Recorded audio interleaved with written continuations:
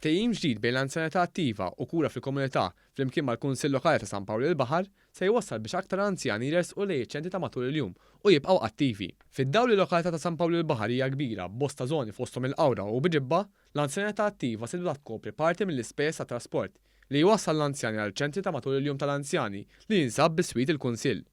Is-Sindku San Pawlu il-Baħar, Alfred Grima, spjega li dan il-ftehim huwa xhieda ta' kollaborazzjoni attiva bejn il-Gvern u l-Kunsill Lokali. Il-Kunsill għall-ewwel darba benefika minn għotja ta' 16,000 euro fis-sena li biex jagħmel tajb għan-nofs l-ispiża rikorrenti tat-trasport.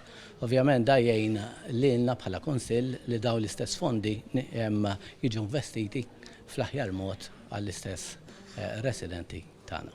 Għaldaqstant nirringrazzja lill-Ministeru tal-Kooperazzjoni li sibna. Waqt l-indirizz tiegħu, il-Ministru għall-Anzjani u l-Anzjanità Attiva Michael Farrugia irringrazzja lill kunsill Lokali ta' San Pawlu il-Baħar għal kollaborazzjoni matul is-snin fit-tmexxija taċ-ċentru matul il-jum u stien kunsilli lokali oħra biex jikkollaboraw fit-twaqqif ta' aktar ċentri tal-anzjanità attiva fil-lokalitajiet tagħhom. Il-ftehim li ġie ffirmat illum qiegħed attwalment jirrikonoxxi r-responsabbiltajiet tal-Kunsill li joffri il-post b'xejn il-Dipartiment tal-Anzjanità Kura fil-Komunità u jħallas parti mit-trasport.